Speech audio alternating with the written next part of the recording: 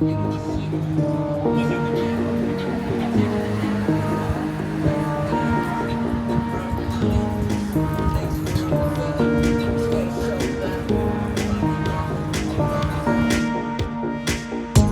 is day 6. What do you need to know? Let's see. First off, Kanazawa train station, super easy, so different than Tokyo station. It's small compared to Tokyo, and it's manageable, and it's clean, and it's really nice. It's a really great place. I love Kanazawa train station. What I love about the Japanese and train stations, at least Kanazawa and probably other parts of Japan, is that it's not just a place for you to catch a train, it's a place to eat. There's a huge shopping complex. There's a hotel that we stayed at, Hyatt Centric, which I absolutely love and recommend. Great hotel. In my opinion, it was actually better than the Park Hyatt that we were at. No, it was the Grand Hyatt that we were at in Tokyo. Actually better. I liked it better. It was just nicer, more space. It was great. I mean, the views of the Grand Hyatt Tokyo were better, but both were excellent hotels. We leave Kanazawa 7:40. Our train takes off at 8:20. There's 3 trains that we have to catch in order to get from Kanazawa to Kobe. Take a Shinkansen to Shugoro, which is like about a 45-minute train ride. Really beautiful landscape, mountains, tons of deep greenery by the sea. Really beautiful. Very peaceful. The Shinkansens are like Zen rides. They're just so smooth. Everybody is so quiet. There's no one talking on their phone.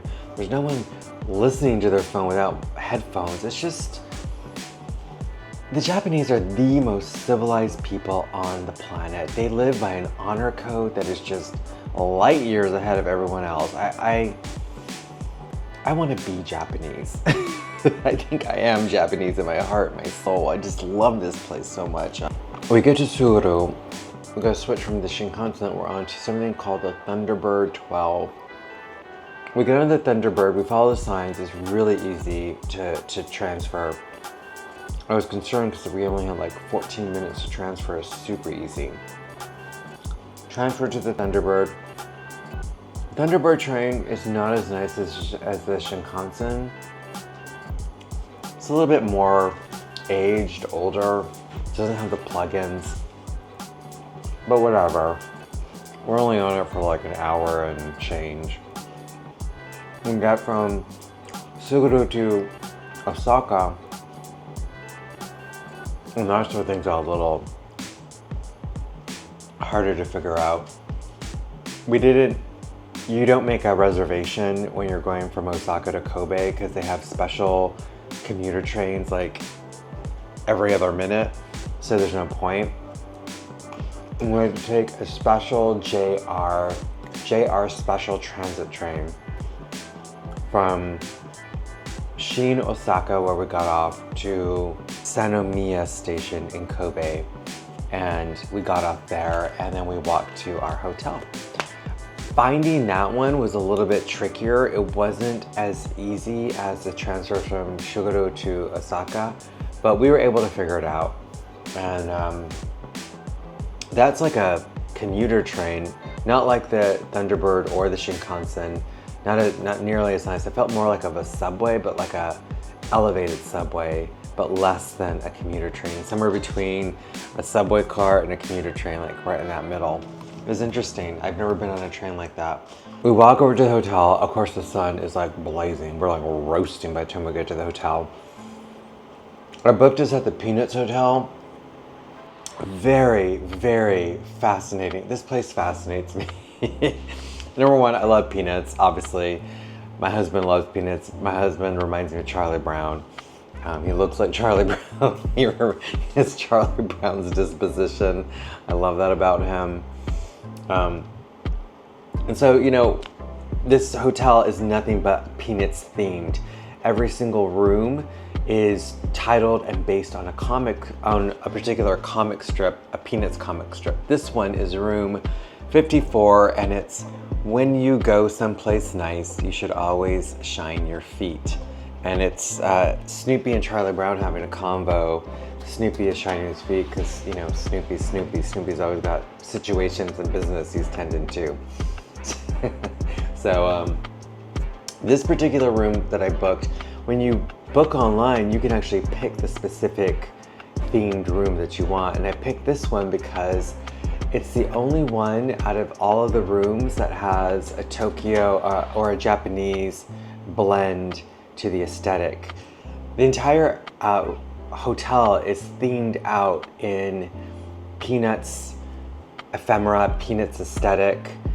Even like the lines and the sketchings all look Peanuts-esque. The elevator is Snoopy's doghouse, which I thought was clever.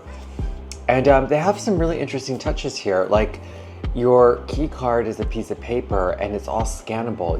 There's a QR code on it.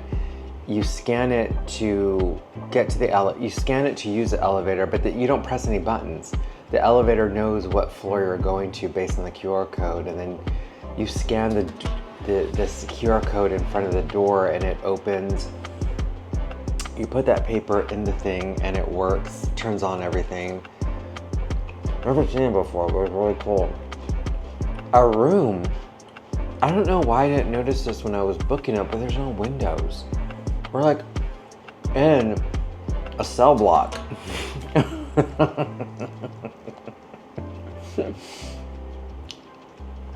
It's really well designed. It's ingenious in that like they have the rice paper in one corner. And so it gives the illusion of a window, but of course there's no windows here, which I was like, wait, what? But I don't actually mind it because the design is actually really nice. It's very themed out, and the moment I walked in and I saw the room and I saw the lobby and I saw the breakfast is even Peanuts themed. There's like impressions of like the characters on the buns. When I first saw this, I just thought this immediately reminded me of Big Brother. You know, like Big Brother, the game show on CBS has like themes every year. And I was like, oh my God, what if we are unwitting game contestants? Like, what if this hotel is a lure because it's actually a game show that's televised on national Japanese TV? We're unwitting contestants with secret cameras filming us, and there's like a Julie Chen type house guests. Like, you know, like these two unsuspecting middle-aged New York gay men moved into room 54. Will they survive? Who's to know? Stay tuned.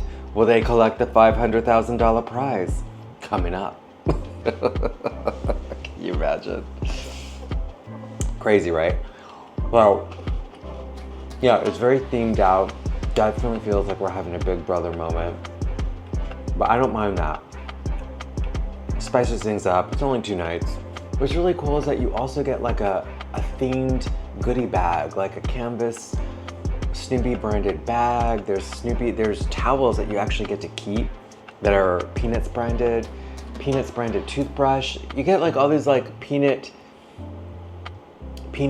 branded goodies in this goodie bag, which I think is it's a huge branding coup, right? Like, who doesn't want a bunch of Peanuts themed stuff if you're staying at the Peanuts themed hotel? And they're smart in that they realize this hotel, this building isn't the best, but they got really good design, super smart on their part, and then they gave you a bunch of Peanut themed ephemera that you get to take with you, things that you get to take with you that are going to lock in really positive core memories about your time here in Kobe, and also going to make you say nice stuff about the hotel. Very genius, very smart on their part. Advertising coup, marketing coup, and I respect them immensely for that because they're really good at that. So we're checking in, it's like noon, and I'm trying to make it really easy for the guy. I'm just like, oh yeah, we'll have this breakfast. You know, you pick your breakfast in advance, and I'm trying to be the most unproblematic person on earth. Hoping to God he's like, okay, you can go ahead and check in. He shows us the key cards. I'm thinking, oh God, we get to go in. He's like, this is for you at 3 o'clock. I'm just like, please don't make me go out there with that sun. I'm begging you, please, please. But Japanese and their rules, 3 o'clock. Doesn't matter if the room's ready, 3 o'clock. 3 o'clock, okay?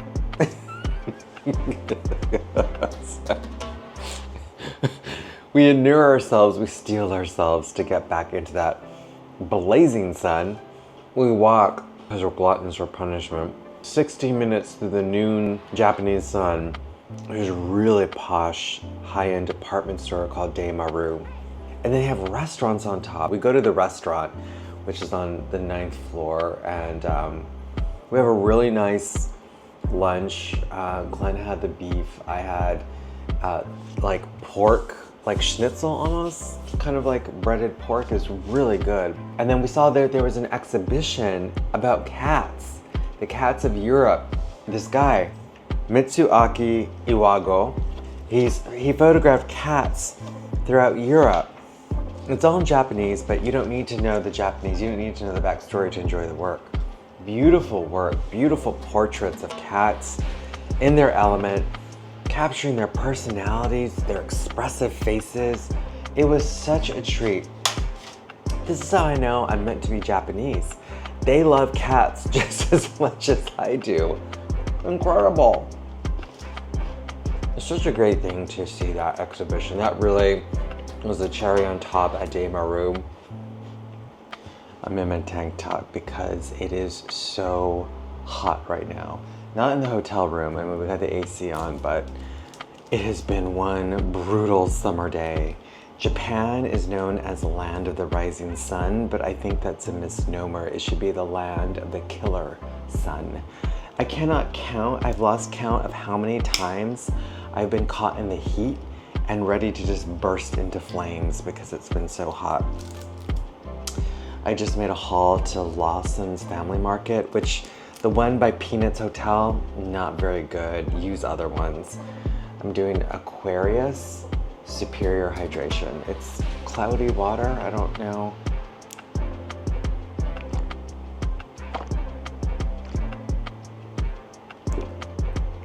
Oh, this has a little bit like a Gatorade kind of quality. It's good.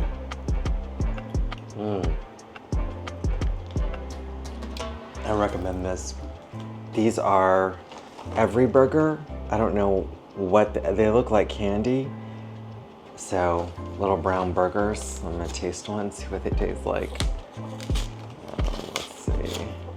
Sorry the lighting here is really wonky, but I wanted to get the backdrop of Snoopy on the mountain, on Mount Fuji, I guess. Is that Mount Fuji? I'm assuming it's Mount Fuji. Interesting wrapping. Oh, and it's like little cookies. Or they look like little, I thought they were gummies, like little hamburger gummies. But they're like little burgers.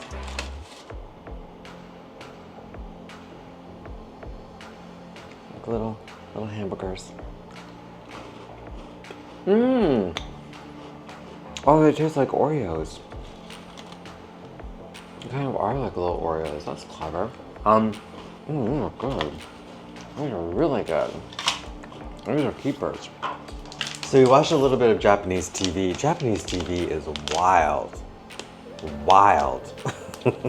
Then we fell asleep, and you can only imagine my dreams, right? We sleep for like 2 hours. Just so exhausted, so tired. And then the sun, oh my God, the sun is finally down. Okay, so I got these guys too. It's called Pure. They look like gummies that are grape-like, super salted. Ooh, ooh, oh, tangy and sweet. I like it. It's like Sour Patch Kids. Ooh. Ooh. We find I think it's called teppanyaki, those beef restaurants where they, like the Benihanas, like the huge grill where the chef prepares your food right in front of you. I think it's called teppanyaki. It's so funny, we walk into the first floor, and my mom's like, do you have a reservation? And we're like, no, sorry. And like the restaurant looks almost empty, right? We're like, and he picks up the phone, he dials it, he starts talking. I mean, this man is talking forever on the phone, looking at us. I don't know if he's phoning in his dissertation, if he's, who he's talking to. You know, there was love, there was anger, there was laughter, there was all kinds of things in this conversation that seemed to go on forever. And then he's like, you can go up to floor 2. That was all he said. After all that, so we got there and we had an amazing dinner. Again, the honor code. The Japanese just have this thing. The chef was so, every movement, like the tea ceremony, every movement that this chef made was deliberate. It was graceful. There was a flow and an elegance. And it was a marvel to behold. It was an honor to behold. It was a really beautiful thing. I feel very lucky, very fortunate that we got to experience it. We had wagyu beef, and oh my goodness. It was the most delicious, softest beef I have ever tasted in my life. This dinner was so delicious. My dinner was like $250. It was a little small too. I mean, the portions were a little chinchy, but you know, you could taste that it was worth $250. It tasted $250, and that was one of the cheaper dinners too, if you can believe it. There are other cuts that were like $400, $300 a piece. I was like, my God. I was hungry. I'm not gonna lie. I was like, still like, I could have put a burger away, burger and fries. I could have. We are doing so much walking. I've lost like half my body weight in fluids. We walked to the port of Kyoto. We wanted to see the tower. And we wanted to go originally to the Maritime Museum, but we slept because we were so exhausted, so we missed that opportunity. But we were able to go to the port. And the tower is really cool. There's like 4 or 5 different floors. And I thought it was just gonna be like gimmicky and like, you know, like they just put stuff for you to see because they gotta make it a little special, because once you go around and see all of the city, you're like done. So they're like, well, let's just put something here and there. But again, the Japanese honor code, like, it was actually really cool. They had thoughtful exhibitions of some art. They had these plates that were decorated by global celebrities. Everyone decorated a plate. There was like John Travolta, Julia Roberts, Sharon Stone, Kurt Vonnegut, Jim Henson, Todd Olam. It was cool. There was like these just really cool decorative plates. And then of course there's the views. You get these beautiful night views of Kobe. So beautiful. And it's definitely, Kobe is a place you want to see at night. Really recommend the Port Tower. They also had an interactive art immersive area on one of the floors, and that was cool. With firecrackers, little photo stations for you to play around in. It was nice, it was fun. Tomorrow we're going to Himjei-Jo to see the castle, the UNESCO World Heritage Site castle. And there's also a shrine. And so we're probably going to see that too, which is going to be really cool. We got our early day, Hemiji-Jo Castle. Over and out. Have a good night.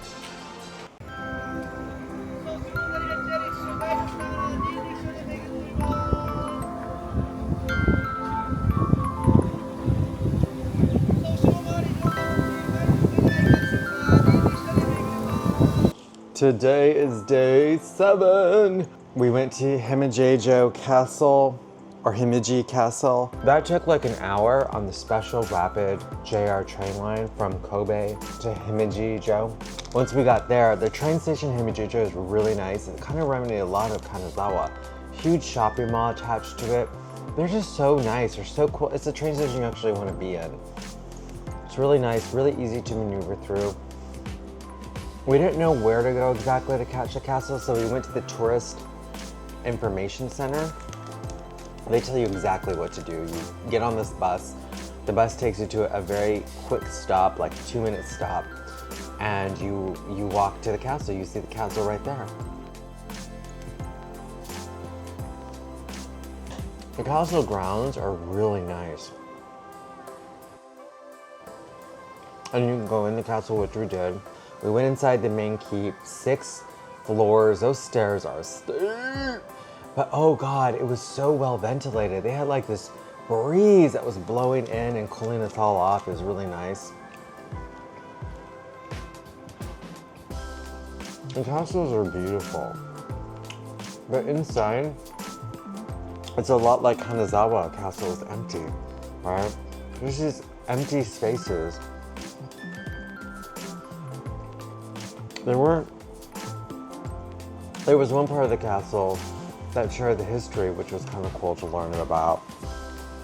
There's not a whole lot to do inside the castle. Like, there's not a whole lot to see other than the actual bare space, you know? The grounds and the buildings are really spectacular. Just beautiful to walk through. The gardens, there's pleasure gardens, which is what they're called, and they're really nice. Very well maintained, but you need your sun umbrella because that sun, this is the land of the killer sun.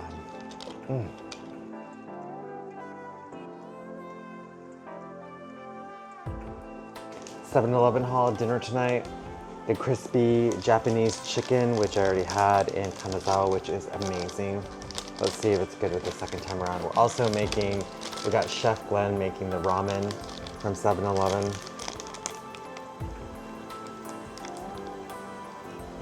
We still got it that second time. God, I could eat this every day. It's a boneless chicken breast. Hot, just fried.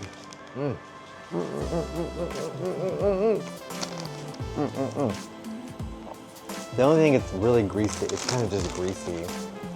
And I have my napkin.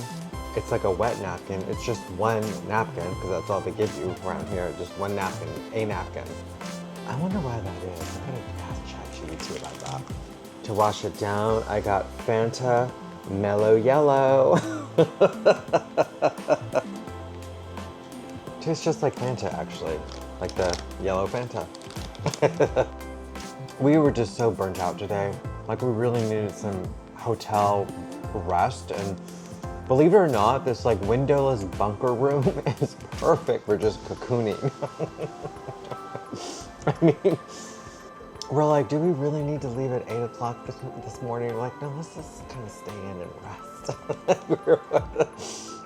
We were supposed to also do a Buddhist temple in Hemiji-Jo called Ingyoji. Yeah, Ingyoji. But it is so hot outside. This was supposed to be like a whole natural day. We were supposed to do Hemiji Castle, Ingyoji Temple, and then we were supposed to come back to Kobe and do some waterfall trail. We're not doing any of that outside today because it is bloody hot, super hot, so hot. You're like a wet dish rag. So we just decided, let's just do Himjei Castle, and that was enough for us. That chicken was so good. I wish I had gotten 2. I do like the Peanuts Hotel. It is kind of cool. You know, one of the great things about not having the windows here is that you don't hear anything out in the street. And Kobe is kind of louder than Kanazawa and even Tokyo. Tokyo, believe it or not, is quiet. And so is Kanazawa. They're both quiet. They're not quite as loud as Kobe. All these Ks. So, yeah, I mean, today was a quiet day. Quiet day. You need those days sometimes, you know? I mean, 6-7 days now into the trip, and we've been just really going. Sometimes you just need to take care of yourself. And that's what we're doing today. So we just saw Hemiji Castle, and that's about it. I got a food haul, chocolate covered banana chips. You know, I'm gonna try them.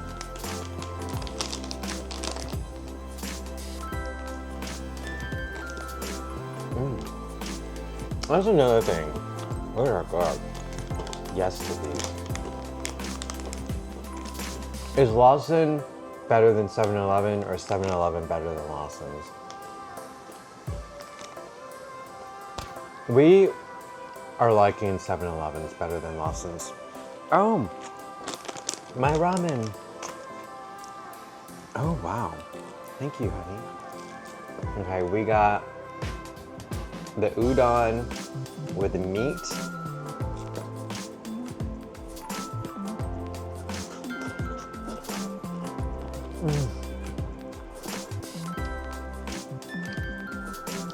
Oh, it has a really intense miso taste. I know.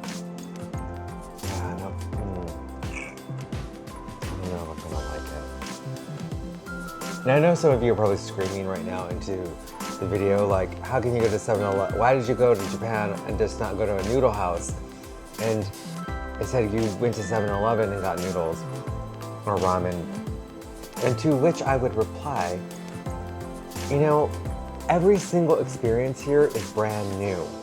And it's distinctly Japanese. There's nothing here that's Americanized. You can't find anything here that's gonna be exactly as it is in America. Like yesterday when we were shopping, we went to Ralph Lauren, the Ralph Lauren section in the department store, and they had some really nice clothes. They had some stuff that you could get in America, but they had other things that you can't find there. The things that are American that are here are actually different. They're like much higher quality. We passed McDonald's by the train station. It was full of Japanese people. You didn't see any Americans there. You didn't see any Europeans there. We looked at the line, it was all full of Japanese. That in a way makes it a Japanese experience. You're tasting an American company, but you're doing it with Japanese. It's all Japanese and it's all new. And so there is no wrong way, I think, in my opinion, to be experiencing Japan because it's all Japanese. You know? It's all Japanese. It's all Japanese. A ring-a-ding-ding. You know the reference, you know it.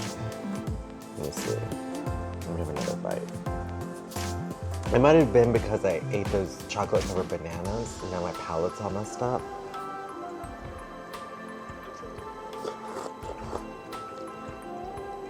Oh, my glasses all fogged up. I mean, I'll eat it, but I wouldn't buy it again. That was our day today. It's like, what time is it? Like 5:30 right now? 6? So we basically spent the afternoon at Hemiji Castle, and that's enough for us. We were so tired. We got a full day in Osaka tomorrow. So we're just laying low here in the Big Brother house, you know? It's like, I swear to God, there must be like secret cameras that we're being filmed, like broadcasted to Japanese people across the nation. We're unwitting participants in this contestant show. Julie Chen, welcome to Big Brother Live Japan. Tonight's elimination. 2 middle-aged gay men are on the chopping block. What will happen? Who's to know? Find out if this ends their dream in the Big Brother house. Peanuts.